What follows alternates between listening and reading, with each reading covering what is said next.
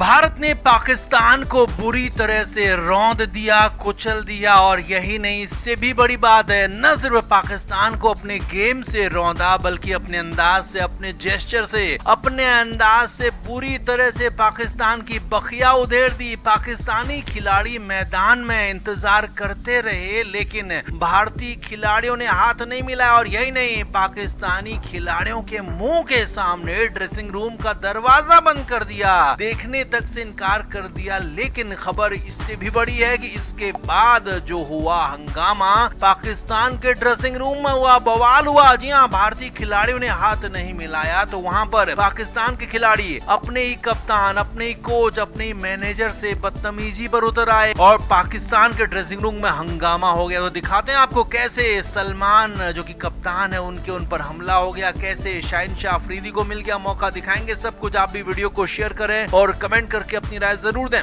तो पूरी दुनिया में भारत की जीत के चर्चों के साथ साथ भारतीय टीम के हाथ नहीं मिलाने के जेस्चर की भी बात हो रही है, हंगामा हो रहा है। लेकिन यही भारतीय खिलाड़ियों का हाथ नहीं मिलाना पाकिस्तान के खिलाड़ियों पर भारी पड़ गया। यही नहीं, पाकिस्तान के खिलाड़ी आपस में ही लड़ पड़े। जी हाँ, बड़ी खबर आपको बता रहे हैं, एशिया कप से जुड़ी हुई दुबई से आ रही है। एशिया कप ऑफिशियल्स ने बताया है कि पाकिस्तान के ड्रेसिंग रूम में उसके बाद बहुत कुछ हुआ। मैच के बाद पाकिस्तानी खिलाड़ी आपस में बुरी तरह से झगड़ने लगे थे। असल में जब भारतीय खिलाड़ियों ने जीत के बाद हाथ नहीं मिलाया, हैंडशेक नहीं किया, तो उसके बाद ड्रेसिंग रूम के अंदर पाकिस्तान के खिलाड़ी फखर जमान गुस्सा हो गए। फखर जमान ने साफ साफ सलमान अली आगा जो कि कप्तान है उनसे पूछ लिया कि हमें इस कंडीशन में क्यों पहुंचाया गया, क्यों हमें इस तरह से हाथ मिलाने के लिए कहा गया, जबकि भारतीय टीम हाथ मिलाने के लिए तैयारी नहीं थी। हम नेचुरल रहते तो हमें इस तरह से बेइज्जत नहीं होना पड़ता। यही नहीं, खबर तो यहाँ तक है कि शाहिनशाह अफरीदी भी बुरा भड़क गए कप्तान सलमान आगा पर और साथ ही साथ टीम के कोच माइक हेसन पर और टीम के जो मैनेजर है नवीद चीमा उन पर भी। जी हाँ, पूरी तरह से भड़क गए शाहिनशाह अफरीदी और यहाँ तक कह दिया हमारी इस बेइज्जती के जिम्मेदार हमारे ऑफिशियल्स हैं, यानी कि हमारे कप्तान, हमारे कोच, हमारे मैनेजर हैं। पाकिस्तानी खिलाड़ी बुरी तरह से घुट चुके थे क्योंकि उनको भरे मैदान में बेइज्जत होना पड़ा था। भरे मैदान में पाकिस्तानी खिलाड़ी हाथ मिलाने के लिए आगे बढ़े लेकिन भारतीय खिलाड़ियों ने हाथ मिलाना तो दूर,